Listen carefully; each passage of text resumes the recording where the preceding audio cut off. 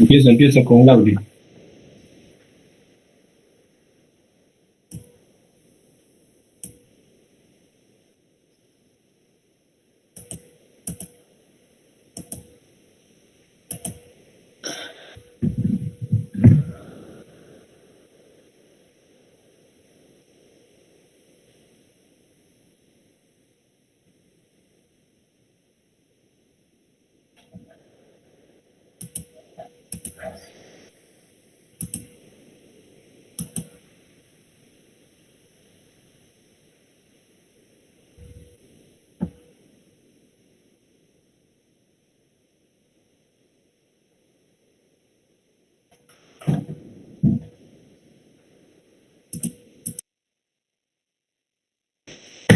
Doctor, disculpe, no le entendemos muy bien. ¿Comenzamos a presentar otra vez todo el video o desde una parte específica, por favor? Desde el inicio no se empieza en una parte. Una parte no Ya, vamos a retomar. ya, doctor, está bien.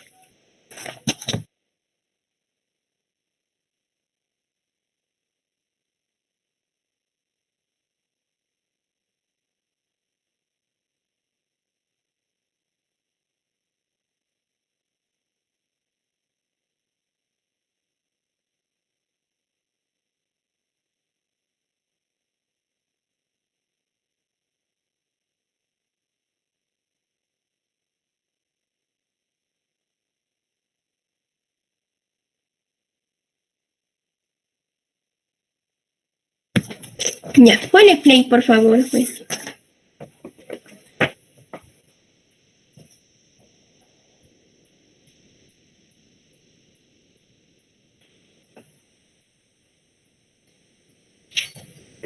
Ya, bueno, entonces nuestra explicación sobre la biomecánica de hombro respecto a los músculos y ligamentos. Para comenzar con los ligamentos, el primero que expusimos fue el ligamento coracohumeral, que es el que está resaltado en verde. Esa es una lámina fibrosa, ancha, gruesa y resistente. Desde una visión posterior vemos que se inserta sobre la base y el borde lateral del apófisis coracoides, inmediatamente por debajo del ligamento coracoacromial. Se dirige transversalmente y se prolonga en sentido lateral y un poco hacia abajo. Y desde una vista anterior termina por su extremidad lateral en dos fascículos, uno posterior sobre el tubérculo mayor del húmero y otro anterior sobre el tubérculo menor. Este ligamento es independiente de la cápsula articular y se fusiona con ella en el resto de su extensión. A continuación les vamos a explicar sobre los ligamentos glenohumerales. Bueno, uh,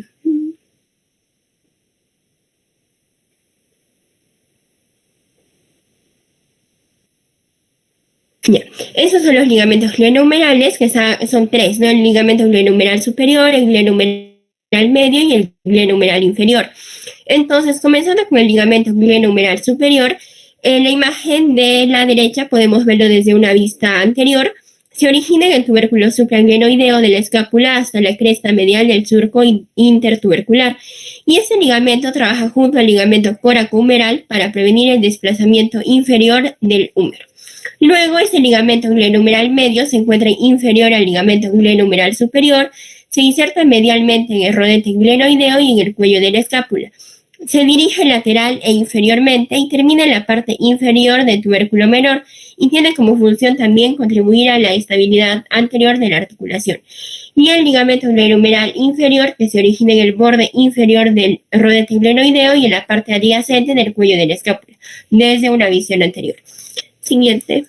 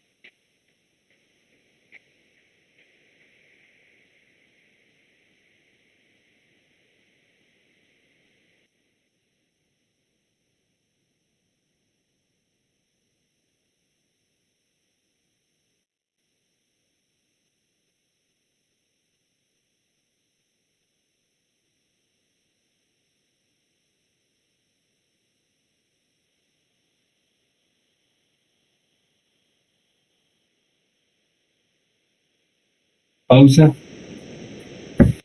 Hasta ahí nomás. Déjenme presentar que continúe el grupo de luxación acromioclavicular.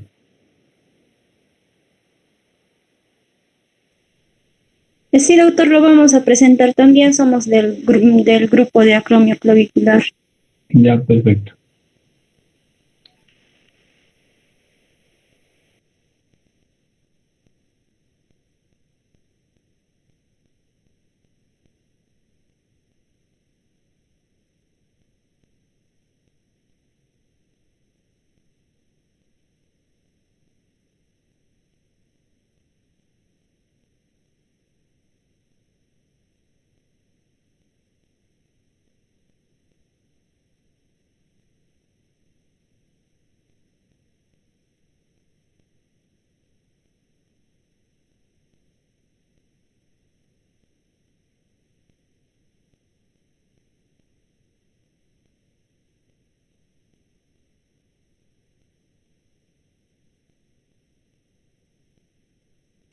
Doctor, disculpe, ¿comenzamos desde donde nos quedamos o vamos a comenzar otra vez desde el principio? Todo lo que corresponde a la luxación acromioclavicular. Mira, doctor.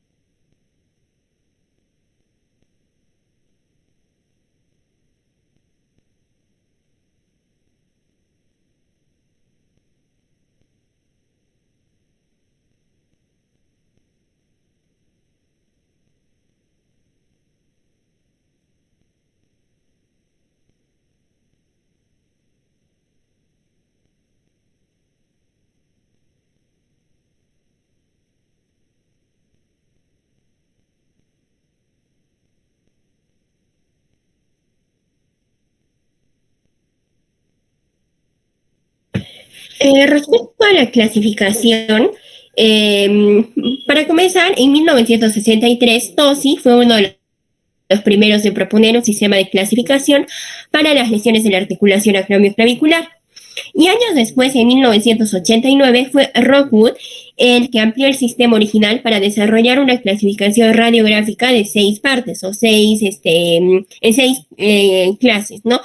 El cual es el método de clasificación más adoptado y utilizado hasta la fecha, que vendría a ser esta clasificación de Rockwood. Este sistema de clasificación utiliza radiografías de hombro para caracterizar la dirección y el desplazamiento del hombro lesionado en relación con el lado contralateral. Entonces, como vemos en esta tabla, están los seis tipos, ¿no? Dentro de esa clasificación de Rockwood. Entonces, el tipo 1, siguiente, por favor. El tipo 1 implica un esguince o desgarro parcial del ligamento acromioclavicular sin evidencia clínica o radiográfica de inestabilidad articular. El tipo 2 implica una ruptura o desgarro completo de los ligamentos acromioclaviculares y por lo tanto hay una inestabilidad horizontal. En esta también los ligamentos coracoclaviculares pueden tener un esguince o un desgarro parcial o aún estar intactos. Y esto de que los ligamentos coracoclaviculares estén parcialmente, digamos, con un desgarro, previene la depresión acromial drástica y ayuda a mantener la relación normal de la articulación. Luego es el tipo 3, que se caracteriza por una ruptura completa de los ligamentos ambos, ¿no? Acromioclaviculares y coracoclaviculares. Por lo tanto, hay una inestabilidad vertical y también horizontal, la cual puede verse a simple vista, o sea, puede ser apreciada macroscópicamente, y también hay un aumento de la distancia coracoclavicular. También la fascia deltotrapezoidea no está lesionada, por lo tanto la clavícula solamente se desplaza, se puede desplazar hacia el lado no lesionado. Ahora, esta distancia coracoclavicular es la longitud desde la corteza superior de la apófisis coracoides hasta la superficie inferior de la clavícula, o sea, donde se insertan los ligamentos coracoclaviculares. Luego es el tipo 4, que implica el desplazamiento posterior de la clavícula en la parte distal. Implica también un desgarro completo de los ligamentos, así como en el 3, de los ligamentos acromioclaviculares y coracoclaviculares, y hay una elevación relativa de la parte distal de la clavícula. Esta varía con la gravedad de la lesión, ¿no? En el tipo 5 implica una ruptura completa de ambos también, los ligamentos acromioclaviculares y los coracoclaviculares. Y también en ese tipo hay una ruptura de la fascia dentotrapezoidea. Hay desgarros, como hay desgarro completo de ambos ligamentos, aumenta la distancia coracoclavicular entre 100 y 300% de lo normal, ¿no? Y bueno, en el tipo 6, que hay un desplazamiento inferior de la parte distal de la clavícula, y hay también una ruptura completa de los ligamentos acromioclaviculares y coracoclaviculares, y un probable daño de esta fascia deltotrapezoidea. Siguiente, por favor. Acá en la primera imagen, en la del lado izquierdo, vemos una radiografía desde una vista anteroposterior comparativa, es la radiografía, en la cual se muestran las articulaciones acromioclaviculares bilaterales. En el lado izquierdo hay una lesión por dislocación de Rockwood tipo 3 de la articulación acromioclavicular, y el lado derecho es el lado que está normal, no hay ninguna lesión. Luego, en las imágenes de abajo del lado derecho, también son imágenes radiográficas convencionales que muestran ambas articulaciones acromioclaviculares. Ahora, del lado izquierdo se muestra una lesión de Rockwood tipo 5, en la que se cerrada en el círculo.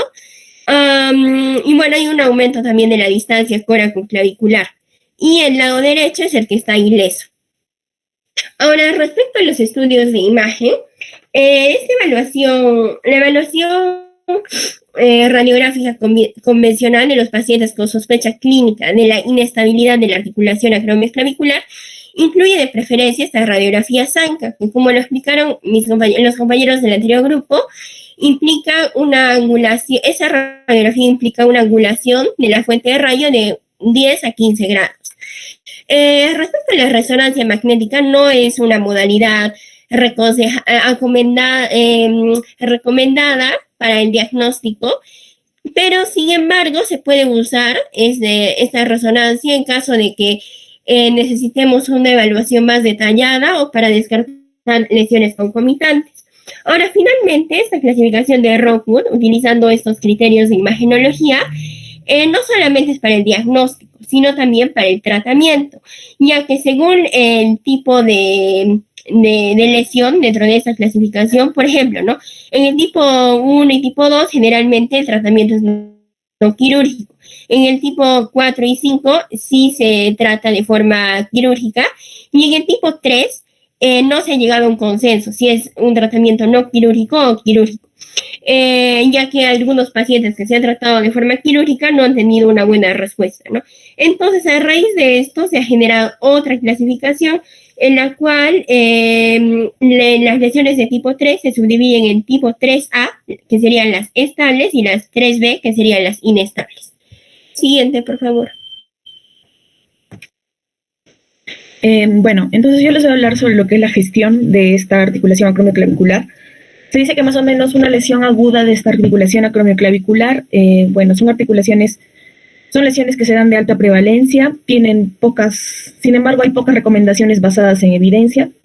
Se basan principalmente en la clasificación Rockwood, de las cuales habló mi compañera Pierina. Se puede dividir el manejo de esta lesión en la articulación acromioclavicular en un manejo quirúrgico o en un tratamiento conservador. El manejo quirúrgico se da más que todo en pacientes jóvenes que van a tener altos requisitos funcionales. También se da en realización regular de actividades de esfuerzo del hombro, por ejemplo, en trabajo por encima de la cabeza o en actividades deportivas por encima de la cabeza. También se da en el manejo quirúrgico en lesiones en el brazo dominante. Y, por ejemplo, en Europa se da el manejo quirúrgico en lesiones de la articulación acromioclavicular de alto grado, como por ejemplo en el Rockwood tipo 4 y 5. Estas lesiones de la articulación estos factores individuales vienen a ser requisitos y los deseos de los pacientes deben tenerse en cuenta en el proceso de la toma de decisiones, ¿no? Por ejemplo, en deportistas o en pacientes jóvenes más que todo. El tratamiento conservador es ya más frecuente en pacientes ancianos, en pacientes mayores que tienen menores requerimientos funcionales y también tienen comorbilidades, ¿no? Siguiente, por favor. Entonces, en este cuadrito del artículo muestra un resumen de la evaluación y del tratamiento de esta lesión aguda de la articulación acromioclavicular. Se dice que se hace un tratamiento inicial cuando es linga para mayor comodidad, como en las lesiones tipo 1 y 2, y para máximo unas 2 semanas. Se realizan estudios de imagen que en radiografía tipo Zanca, que la radiografía tipo Zanca es una proyección especial en la que se obtiene la radiografía a partir de un ángulo especial, ¿no? De 10 a 20 grados, ¿no? Con carga bilateral de 10 kilogramos y una radiografía vista de Alexander, también que es una radiografía especial, donde el paciente se coloca el brazo sano, cruzando el pecho y con la proyección hacia adelante. La radiografía tipo Alexander bilateral y vista axial, el seguimiento que se le realiza es aproximadamente a las 2 semanas, se hace un inicio de fisioterapia, siempre estando con los parámetros adaptados al nivel de dolor, y se hace una referencia al especialista para evaluar la indicación de cirugía, ¿no? Más que todo esto en lesiones Rockwood tipo 3 o 4. Es también importante mencionarles que, por ejemplo, en los Estados Unidos, en este país, el tratamiento quirúrgico de esta reparación, de esta articulación acromioclavicular, se maneja de forma distinta, porque allí los pacientes solo son tratados quirúrgicamente si es que el tratamiento conservador ha fallado. ¿Por qué? Porque los aloinjertos en este país están más disponibles, ¿no? Siguiente. Con respecto al tratamiento, los expertos mencionan que en una lesión aguda se va a dar hasta 3 semanas después del accidente. Según el autor et al., se pueden lograr mejores resultados en términos de función y reducción del hombro. En una lesión crónica va a ser de 6 o más semanas después del accidente. En un ensayo multicéntrico francés se definió que el periodo crítico para el tratamiento es en 10 días y para el tratamiento quirúrgico agudo debe realizarse lo antes posible y no debe de tardar de las 3 semanas posteriores a la cirugía. En el tratamiento conservador van a haber etapas tempranas que van a incluir, por ejemplo, inmovilización adaptativa al dolor durante un máximo de 2 semanas, refrigeración local y analgésicos según la necesidad. En la semana 3 comienza el ejercicio activo del hombro, lo que es en las primeras 6 semanas se va a observar un límite de abducción de 90 grados a nivel escapular. A los 3 meses debemos evitar esfuerzos intensos y a partir del tercer mes se puede iniciar la construcción controlada de los músculos de la cabeza escapular. Y las lesiones de Rothwell tipo 3, estas van a ser para pacientes que tienen discinesia escapular. La discinesia escapular se refiere a una mala posición y los movimientos anormales de la escápula en relación al tórax. Acá, siguiente, por favor. En cuanto al tratamiento quirúrgico, van a haber técnicas estándar, donde en lo que es la estabilización de la articulación acromioclavicular asistida por artroscopía, llamados sistemas de poleas, y la placa de fijación con placa de gancho. En esta placa de fijación con placa de gancho, se hace el implante, se coloca de tal manera que el gancho de la placa descanse debajo del acromión y la placa se fija con los tornillos en la clavícula. Eso sería en la fijación con gancho, con placa de gancho, como no se ve en la imagen. El gancho está debajo del acromión y, ahí. Y después la placa se fija con los tornillos en la clavícula. Y en cambio, en lo que es la estabilización de la articulación acromioclavicular, acá se perfora un túnel transclavicular transcoracoideo bajo guía artroscópica y se coloca un anclaje de sutura sostenido por 2 pequeñas placas de titanio por debajo de la coracoides y por encima de la clavícula para asegurar la reducción. Siguiente, por favor. Bueno, continuando con la exposición, ahora vamos a ver los resultados. Los datos de los resultados clínicos de estos estudios que han evaluado, ¿no?, las lesiones de Rocco tipo 1 y tipo 2 no se han informado suficientemente en estas literaturas. El tratamiento conservador de estas lesiones por lo general da como resultado una recuperación total, sin ningún déficit residual. Sin embargo, los datos de otros estudios, en este caso sobre las lesiones de Rocco tipo 1 y tipo 2, han mostrado posibles complicaciones, esto a un largo plazo después de 20 meses. Ahora, el otro estudio que se ha realizado en el cual también se hizo el manejo con tratamiento conservador en este caso se ha encontrado que el 42% de los pacientes con lesiones de Rocco tipo 2 han tenido que cambiar de trabajo y también de actividades deportivas.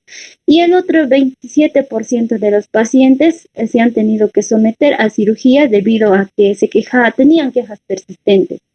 Los otros estudios ya también, los otros resultados de otros estudios, en cuanto a la función ya también del hombro a largo plazo después de la disrupción de la articulación acromioclavicular, de tipo 1 y tipo 2, han mostrado que el 52% de los pacientes tenían síntomas persistentes específicos de la articulación acromioclavicular y también han tenido deficiencias funcionales, esto después de 10 años. El siguiente, por favor. En el otro estudio ya también, por el contrario, ¿no?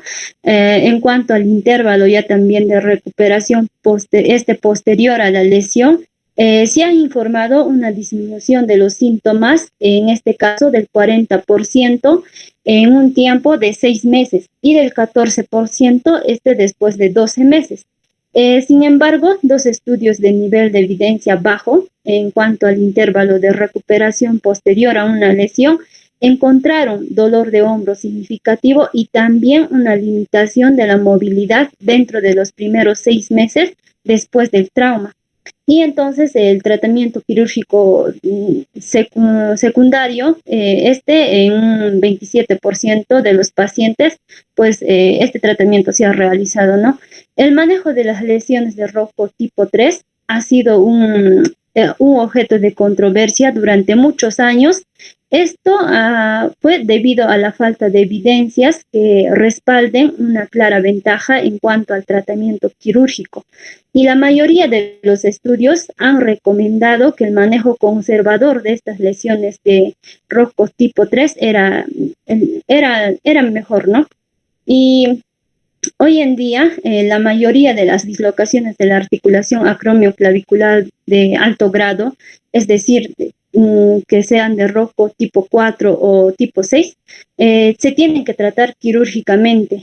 Esto, en consecuencia, ha habido informes de experiencias con el tratamiento conservador que pues han sido raros. Ya también en un ensayo multicéntrico, de Mike, se encontró que el tratamiento conservador de las inestabilidades de la articulación acromioclavicular de alto grado puede no estar asociado necesariamente, en este caso, con unos resultados peores, ¿no? En comparación con una retención temporal de la placa de gancho. Siguiente, por favor. Ahora, principalmente se han informado en la literatura resultados clínicos buenos y también muy buenos. Esto después de la estabilización quirúrgica aguda de la articulación acromioclavicular, ¿no? Independientemente de la técnica utilizada. Sin embargo, independientemente ya sea de la técnica utilizada, también se ha informado pérdidas de reducción radiográfica se ha podido observar. Esto en porcentajes de 10% al 50% de los casos para la retención temporal de las placas de gancho y también para los cerclajes de sutura o técnicas de polea, estos mínimamente invasivas, ¿no? Sin embargo, estos hallazgos radiográficos no muestran una correlación con los resultados clínicos, por lo que no representan una indicación en cuanto a la revisión quirúrgica. Y bueno, hasta la fecha, las comparaciones de las dos técnicas, en este caso estaríamos refiriéndonos a la retención temporal de placas de gancho y también a las comparaciones de las dos técnicas,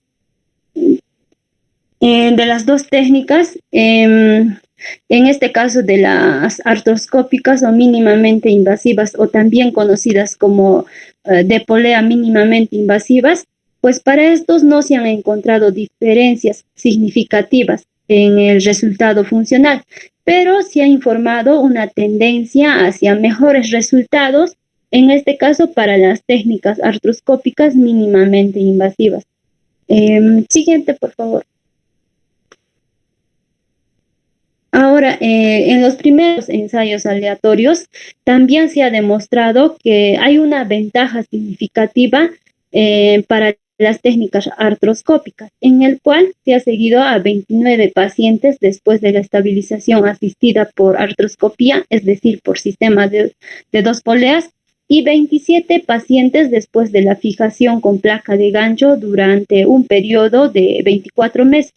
Y después de 24 meses se encontraron ventajas significativas, en este caso para los pacientes tratados con cirugía mínimamente invasiva en casi todos los puntajes clínicos.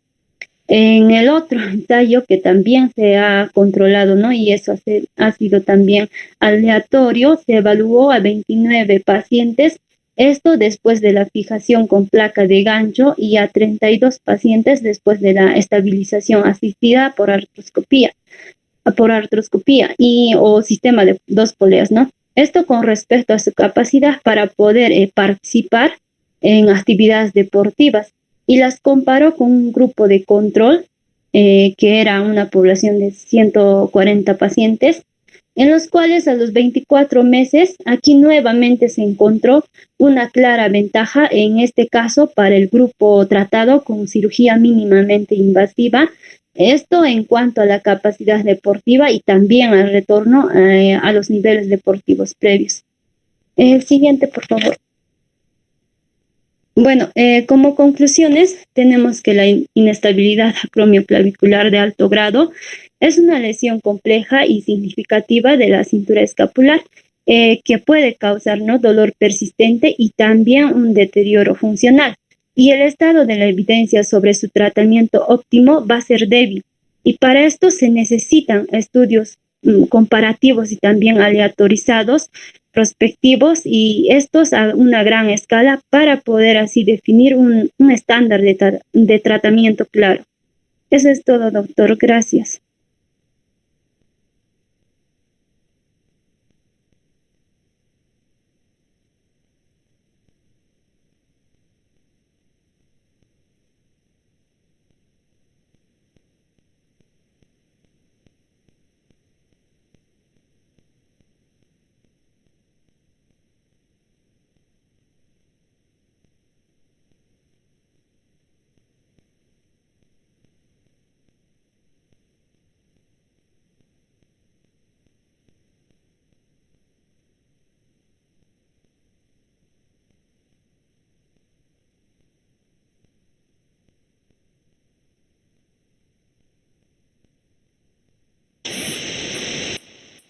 Bien, ahora el grupo de...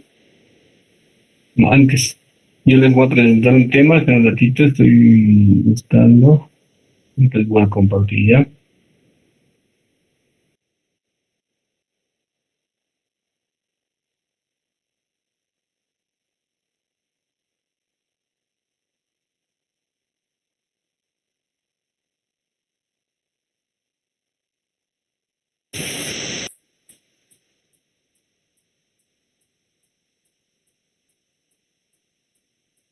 Esa guía que han presentado, no es guía, es una revisión. Tiene que ser guía práctica clínica. Por si acaso el grupo que ha presentado tiene que enviarme una revisión más actualizada de guía. No quiero revisión, no quiero una guía práctica clínica como tal. Ya no van a presentarlo y no quiero que me lo envíen de una vez. No nos vamos a demorar en esos temas.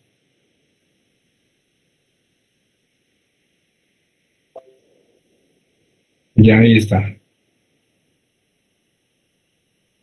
A ver, vamos a hacer un poquito de fractura de número proximal, ¿ya? A ver, esténse atentos. Ahí viene. Muy bien. Ya, estas partes ya se las saben.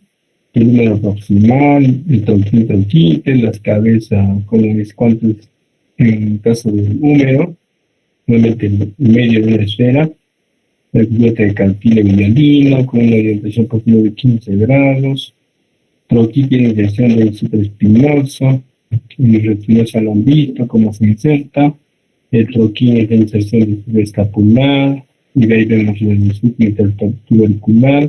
Son detalles importantes para poder trabajar con esta zona, ¿no? Ahí tienen los parámetros.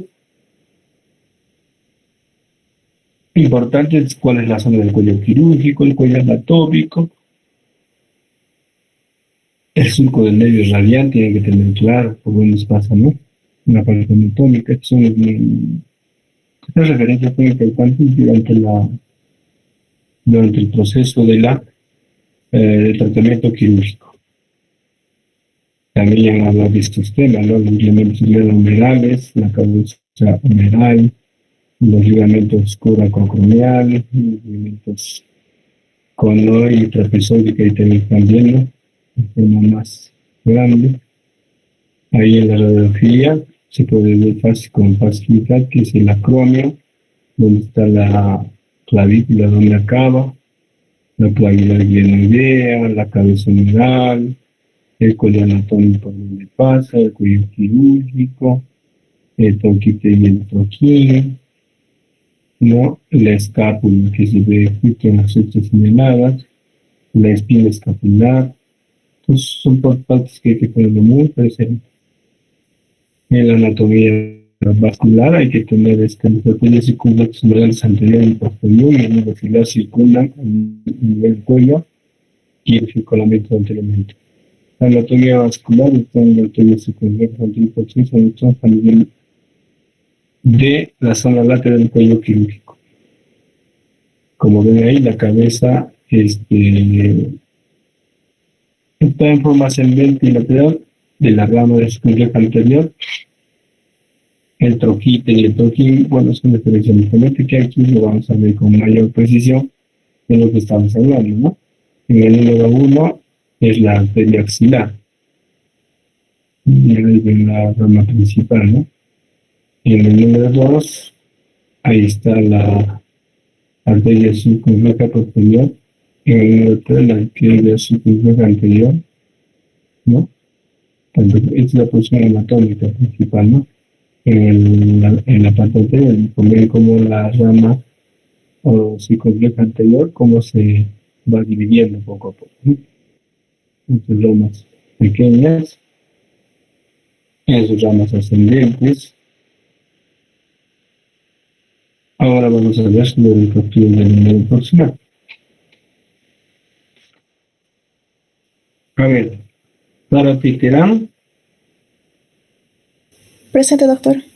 dale lectura. Okay. Fractura de húmero proximal. Cuello anatómico y quirúrgico, troquíter y troquín. La mayoría se producen en ancianos por osteoporosis. Generalmente hay escaso desplazamiento, casi un 85%. Los trazos de la fractura van a comprometer la vascularización de la cabeza humeral cuanto más medial sean. Y a eso acabamos de ver hace un momento, ¿no? Y por esta zona está por la arteria circunfleja, y de la circunfleja por la anterior y la posterior, ¿no? Las ramas anterior y posterior. Entonces, como están viendo, por ejemplo, este es un ejemplo de una fractura del nervio proximal. Eso es a lo que se refiere por qué va a comprometer la vascularización, ¿no? Ya esto de epidemiología, solamente 70% de mayores de 60 años, preferencialmente. Es una de las, digamos, una de las, en ancianos, constituye la tercera fractura más frecuente, siendo la cadera la primera, ¿no? En mujeres es 3 veces más frecuente, químicamente exponencial de incidencia mayor a 40 años. Bueno, básicamente esto es porque en las mujeres, pues, hay mayor tendencia a la osteoporosis en condiciones de epidemiología. Vamos a ver el mecanismo. A ver, Yuka Jara. Yuka, Presente, doctor. Buenas noches. buenas noches. Mecanismos. Indirecto, más frecuente, tras caída sobre la mano extendida.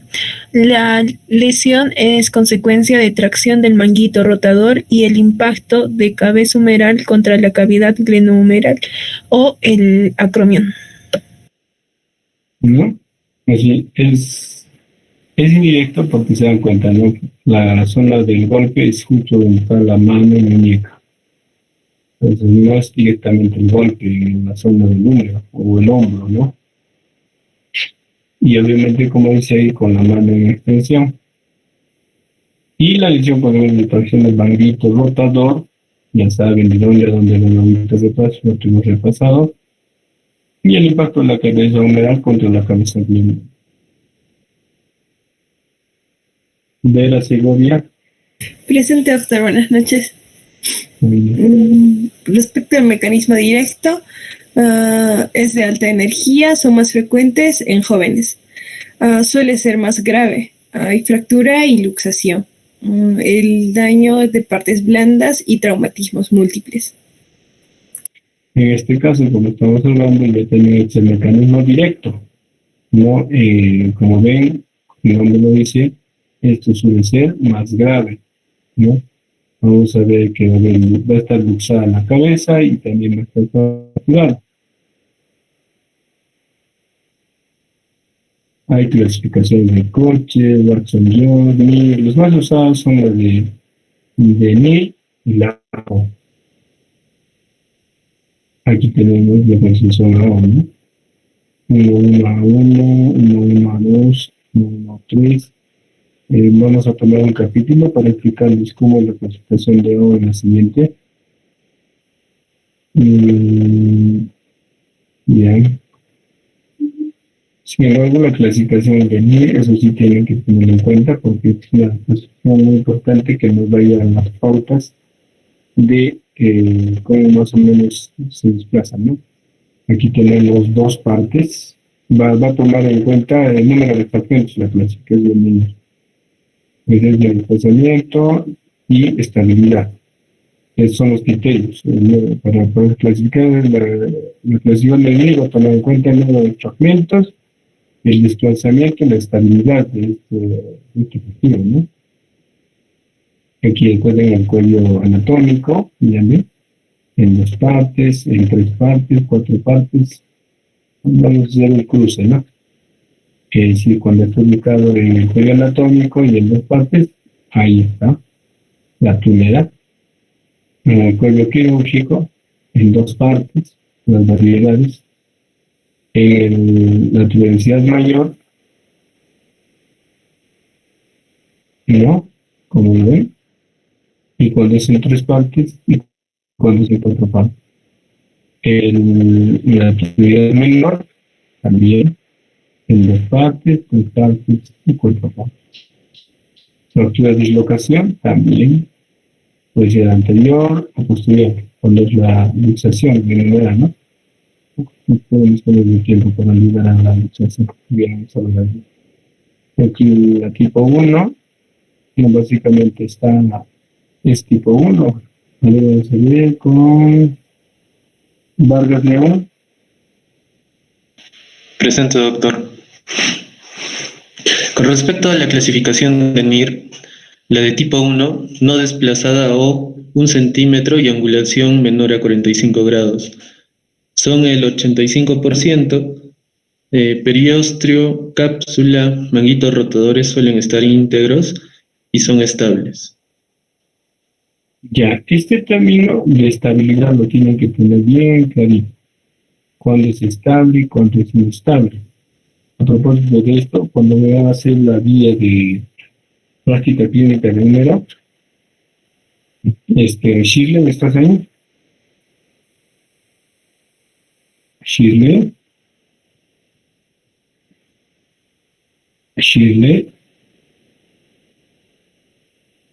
Presente, doctor. Shirley. Les hemos quedado a la atribución de trabajos. La guía práctica clínica, a ver, el grupo 9 ya expuso, ¿no?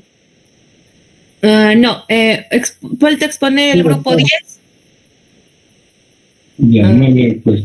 El grupo 8 va a ser una guía práctica clínica de fracturas de húmero proximal. Anótense. Siguiente. Grupo 8, doctor, dijo. Acá, guía práctica de húmero proximal. Pero tiene que ser guía práctica, no revisión, ¿no? Revisión es otra cosa, lo que han hecho sus compañeros en lo anterior. Ya. Entonces, como ahí ven, el tipo 1, eso tienen que determinar bien, que es lo principal, lo primero que tienen que conocer es estable. ¿Y cuándo es estable? Cuando la distancia entre este fragmento grande y el pequeño es menos de 1 centímetro. Y la angulación, o sea, el desplazamiento que se esté angulando acá, es menos de 45 grados, ¿no? Y es la gran parte. Evidentemente, como son estables, el periósteo, la cápsula, el manguito, todo ese escenario anatómico que ya hemos visto van a estar íntegros. El tipo 2 es, a ver, empezamos con Humeres solamente. Presente, doctor. Buenas noches. Tipo 2. Vamos a tener cuello anatómico desplazado, impactado, no desplazamiento tuberositario, muy rara, inadvertida y necrosis avascular en ocasiones. Ya. En este caso, como ya ven, habíamos hablado de la parte anatómica, esto corresponde al cuello anatómico, ¿no? En gran parte van a estar impactados. Impactados significa que ya está metido esta zona del cuello y adentro de la parte anatómica, de la parte distal del húmero, ¿no? Entonces, también no hay desplazamiento tuberositario, que se refiere a esto, ¿no? El troquita. Hay necrosis vascular en ocasiones. Bueno, ya se acuerdan de la zona vascular, ¿no? Y como se acordará, la zona vascular se acuerda de la compleja, lateral y la rama anterior, que no estaría tan afectada, pero algunas veces sí puede ser, ¿no? Tuco Moreno. Presente, doctor. Buenas noches. Tipo 3. Cuello quirúrgico desplazado, angulada, separada o con minuta, manguito intacto. Ya, entonces ya son inestables, porque ya tenemos cuellos quirúrgicos desplazados de más de 1 centímetro, más de 45 grados, están angulados, separados, desplazados, pero aún todavía el manguito está intacto. Si se acuerdan, el manguito está insertado entre aquí y el toquita, ¿no? Y esta zona todavía está sosteniendo al fragmento, ¿no? Rivero Romero. Presente, doctor. Buenas noches. En la clasificación de NIR tipo 4, vamos a ver que las fracturas de troquíter con desplazamiento mayor a 1 centímetro, toda la tuberosidad o una parte, la lesión de manguitos rotadores, posible interposición de bíceps, en el tipo A, 2 fragmentos, en el tipo B, 3 fragmentos y en el tipo C, 4 fragmentos. Ya, esto por ejemplo los fragmentos ya les he dicho en la noche, ¿no? Son de 2 fragmentos, con 3 o 4. Cuando ya es 4 fragmentos, como están viendo acá se cuenta, ¿no? 3, 4, 5. El número de fragmentos se cuenta, ¿no? Los fragmentos que existen. Entonces ya estamos hablando que sí hay, definitivamente en estos casos se da procedimiento de necrosis avascular. Y cuando hay una necrosis avascular, evidentemente este huesito, o la parte proximal del húmero, va a ir netamente a una necrosis, ¿no? Por eso es importante tener claro.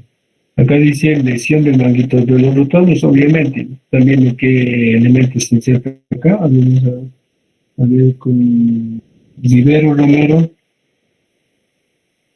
Doctor.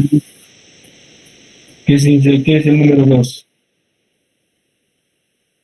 ¿Qué elemento de ahí? El principal. Hay 2 elementos anatómicos, hasta 3. Doctor, el 2 vendría a ser el ligamento acromioclavicular. A ver, vamos a ver qué dice Ramos Robles. Presente, doctor. ¿Qué opina? ¿Qué es el 2? ¿Qué elemento anatómico es el número 2?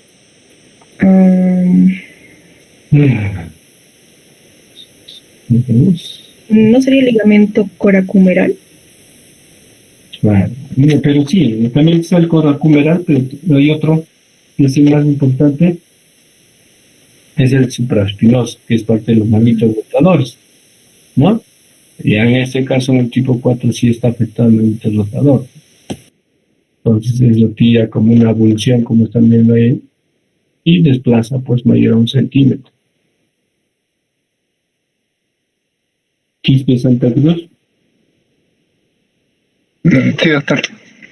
Presente, buenas noches. Tipo 5, fractura de troquín con desplazamiento mayor a 1 centímetro. Son raras, escaso significado clínico. Existen 2 fragmentos. Se puede asociar a la luxación posterior que puede pasar desapercibida. En esta la figura B, 3 fragmentos. La clasificación A, la B3 fragmentos y la C4 fragmentos. No, ahí está claramente que puede ser el tipo 5, se subclasifica incluso, ¿no? Tipo A, tipo B y C, de acuerdo al número de fragmentos. Ahora, aquí lo que hay que tener en cuenta que lo que va a ser bien afectado es el troquín, ¿no? Ahí está claramente, como ya hemos repasado hace un momento, el troquín ya saben dónde está. ¿Quién se inserta en el troquín? A ver, pilares. ¿Pilares o qué?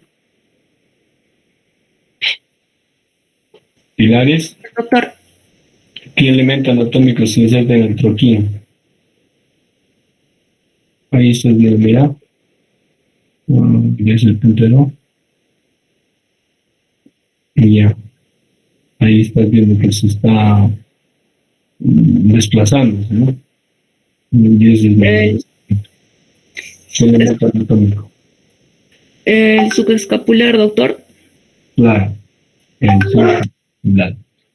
Por eso es importante la anatomía, porque sepan por qué está jalando hacia la parte medial, ¿no? Y pues, si les pongo una radiografía, tranquilamente van a poder saber qué elemento anatómico está desplazando este caso, ¿no? Núñez Salcedo. Presente, doctor. Ya. Ya. Tipo 6, fracturas, luxaciones, lesión de partes blandas, fibrosis y calcificaciones periarticulares, lesión de Hill-Sachs, impactación de la cabeza. Ya. En este caso, como ya lo he mencionado, ya debe la fractura y la luxación, porque ya en este caso hay una incongruencia de la articulación gleno-humeral, ¿no? Está desplazado hacia inferior, en este caso en la cabeza principal. Entonces, en este caso ya hay pues, lesión de partes blandas, ¿a qué se refiere? Incluso puede ser al manguito rotador, puede ser también al deltoides, a cápsulas, ligamentos, ¿se acuerdan los glenohumerales? Ya en esa zona se lesiona todo eso, ¿no? Y esto puede ocasionar fibrosis, calcificación. Ahora también la lesión de Hill-Sachs. Como están viendo, la lesión de Hill-Sachs básicamente se denomina a la lesión de la articulación gleno-humeral, sobre todo en la gleno, ¿no? En esta zona que están viendo, la cavidad glenoidea, ahí es donde está, porque como están viendo, esta cabeza impacta en esa zona y puede erosionar justamente la zona glenoidea, en la glenoidea, digo, y esto se denomina pues lesión de Hill-Sachs. Núñez Salcedo. Sí, doctor.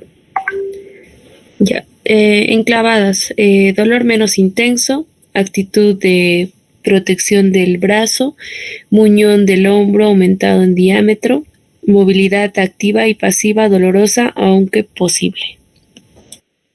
Sí, hay este tipo de lesiones, ¿no? Aparentemente en posición, todo eso, pero está ahí la fractura. Entonces el paciente nos va a venir con una lesión, va a decir, dolor, sí me está doliendo el hombro. El paciente va a tener una actitud de protección agarrando su hombrito. El nivel del hombro es aumentado en diámetro, o sea, va a estar 1 metro de volumen donde está el hombro. En cuanto a su movilidad activa y pasiva, va a poder hacer movimientos, ¿no? Tanto de aducción, abducción, pero que le va bien, ¿no? Niña Mamani. Presente, doctor. Ya. En las no enclavadas, el dolor es más intenso, actitud de defensa, depresión en hachazo, impotencia funcional absoluta, hematoma de Henneken, 48 horas. Ya, entonces, ya es la otra, ¿no? Ya en este caso está descansada, pues. Y este ya el dolor es más intenso, el paciente va a estar en una actitud que no me toque en el hombro, va a haber una depresión tipo laxación de la glenohumeral, de la glenohumeral, casi parecida a esa.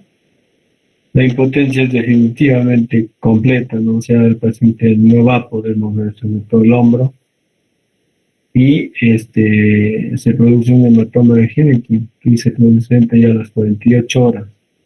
Es por el tiempo de presentaciones. Listo. Molinari Jara. Presente, doctor. Lesiones asociadas, evaluar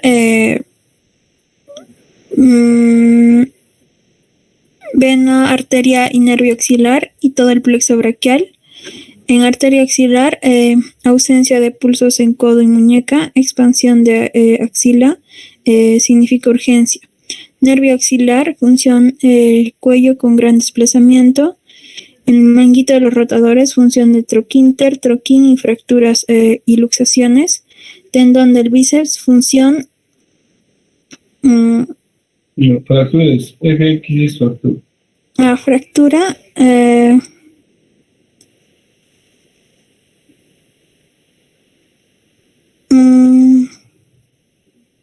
IB y dificultad para la reducción. Ya, entonces, está hablando netamente de qué lesiones asociadas, ¿no? Pero si ya habíamos repasado la parte anatómica y vemos de que por esta zona pues pasan elementos y paquetes vasculonerviosos, ¿no? A eso se refiere, ¿se acuerdan de la arteria circunfleja? También está el nervio circunflejo, el plexo braquial. Entonces, eso hay que tener y cómo hay que evaluar. Aquí nos está dando las pautas, que es importante, la vez pasada decía. Hay que ver el estado neurovascular distal, cómo están los pulsos medios y distales, tanto en la zona humeral como en la zona radial. ¿No? Hay que ver la expansión de la axila, porque si está aumentado la axila, la zona aumentada de volumen, entonces estaríamos pensando que esto puede ser algo de emergencia, lo que puede haberse incluso roto la arteria humeral, ¿no? O una exudama. Luego tenemos el nervio axilar, ¿no? Que se va a presentar en el frente cuando hay fracturas con gran desplazamiento. El manguito de los cardioides, cuando hay fracturas, cuando vamos a pensar que hay lesión del manguito, cuando hay fracturas del troquíter, troquín, luxofracturas, esto tenga movimiento, puede ser una pregunta tan muy bonita cuando vemos lesión del manguito de los rotadores. Y cuando hay fracturas de troquíter o luxofracturas. El tendón del bíceps, bueno, ¿cuándo vamos a ver esto? Cuando son los agujeros del tipo 4 o 5 de Niel. Y también hay una dificultad para la reducción, ¿no? O sea, queremos reducir y está en dificultad, quiere decir que hay un o tendón del bíceps que está mezclado en esta zona. Mesa, ¿qué caño? Mesa.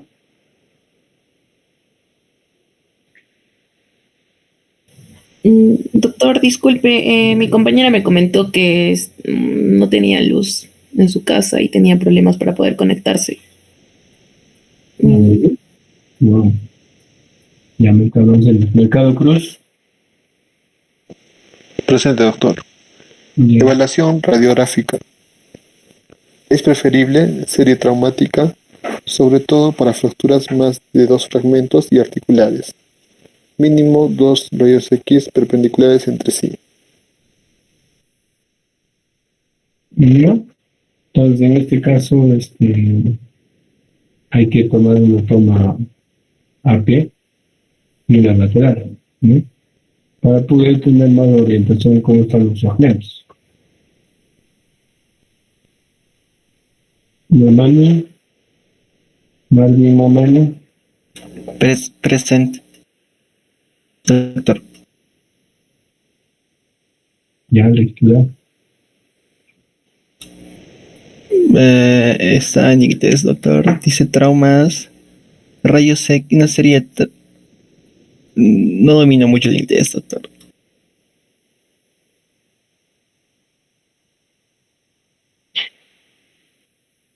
A ver, ¿listo? Ibáñez.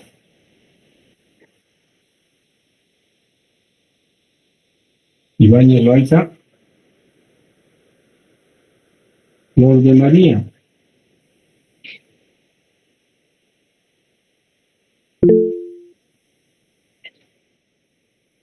¿Está por el chat? Chile. Sí, doctor. Indica de que su micro no está funcionando, doctor. Lizardo. Bueno, lectura.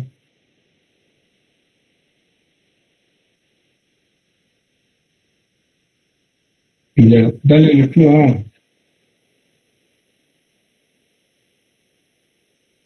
Sí. Sí, dale lectura.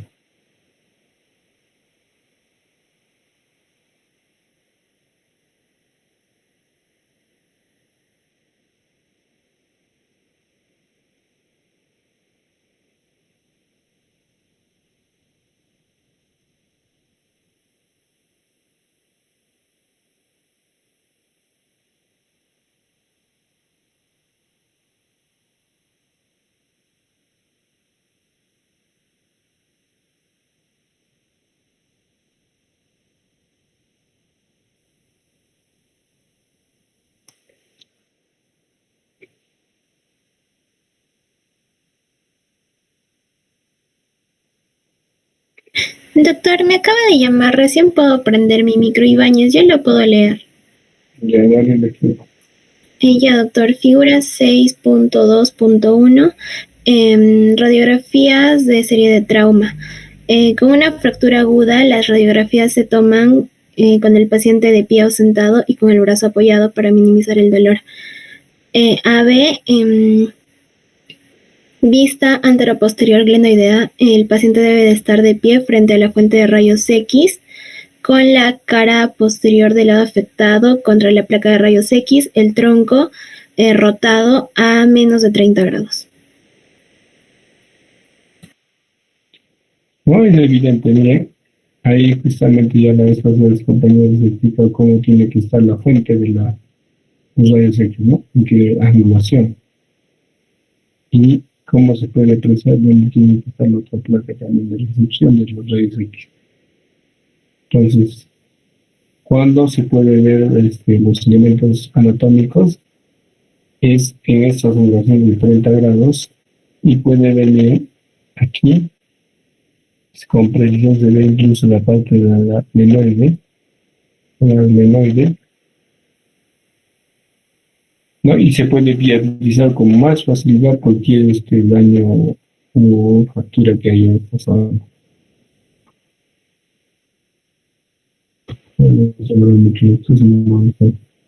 Ya, vamos sobre el tratamiento. Llevar a Gallego. Presente, doctor. Tratamiento. Normas generales. No es imprescindible la reducción anatómica. Formación de callo fácilmente con algún contacto entre los fragmentos. Factores de decisión. Van a ser la edad del paciente, calidad ósea, patologías asociadas y tipo de fractura.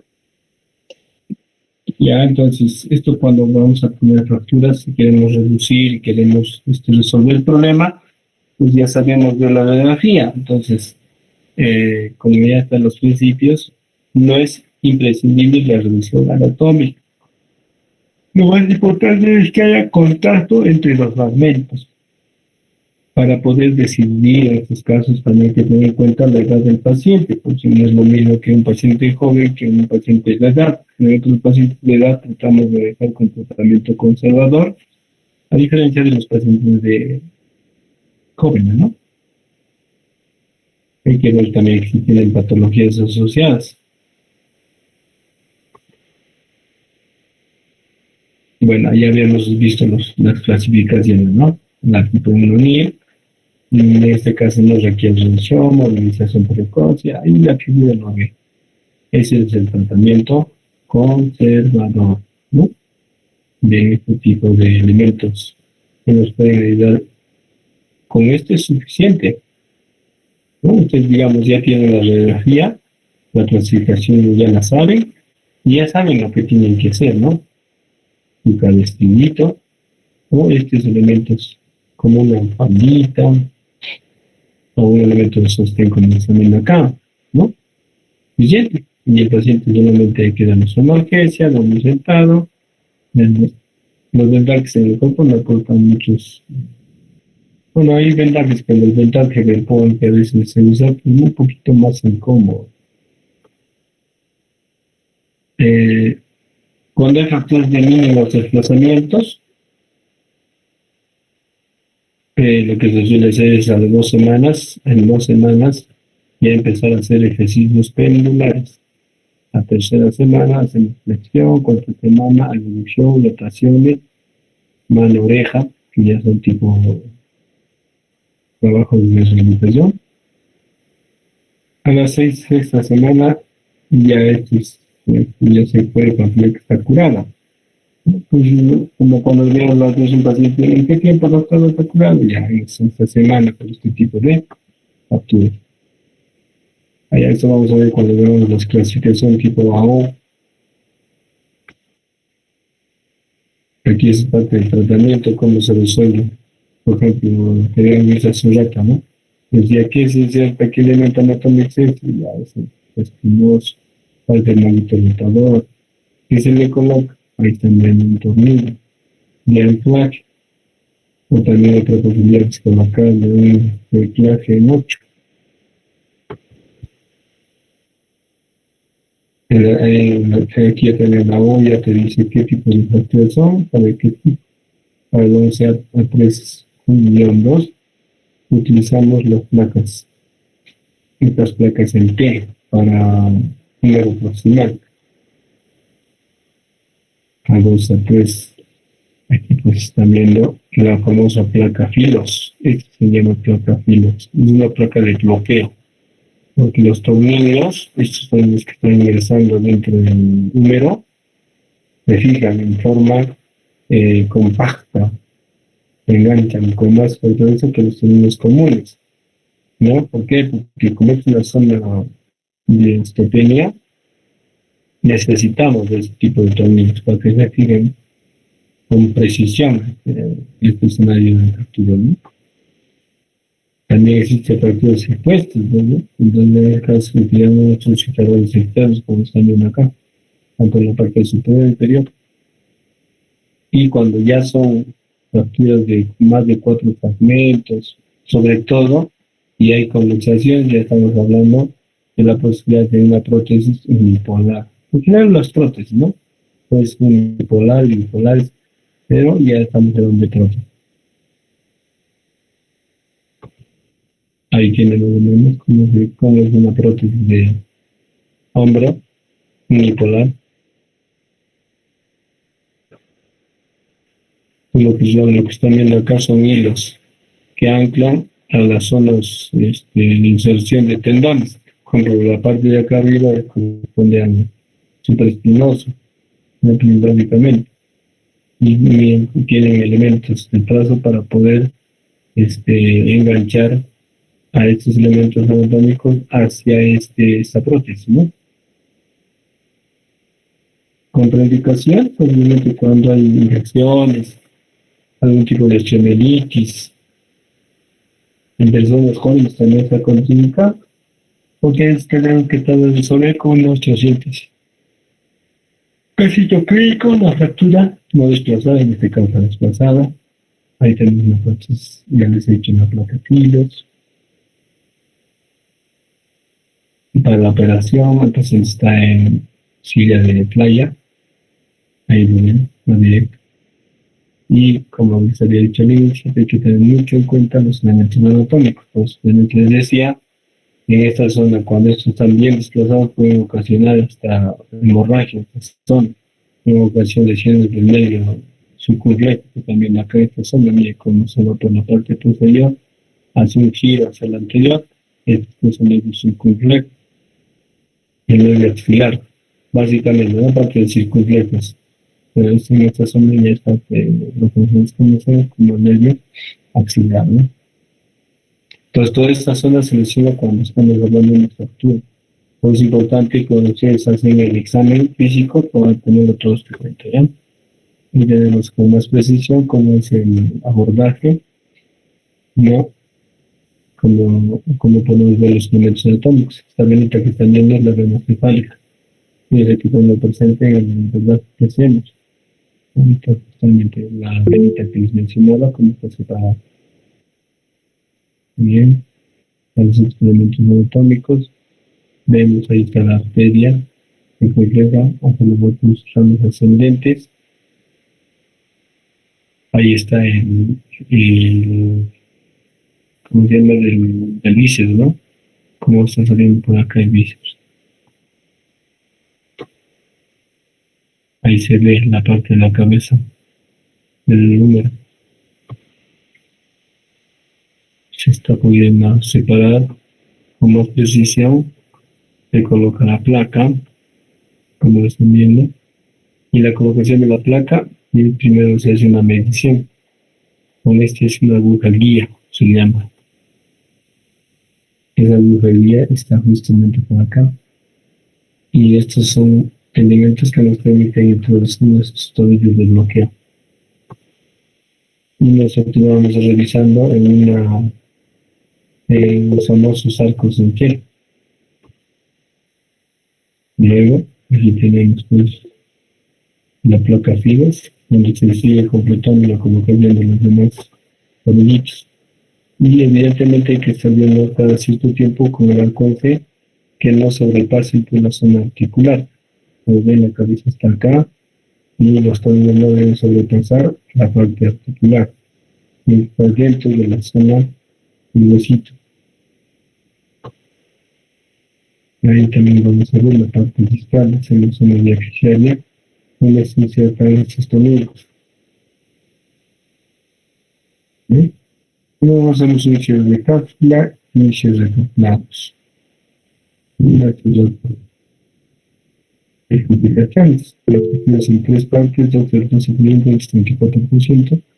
Las fracturas en 4 partes pueden ocasionar osteonecrosis hasta un 41%.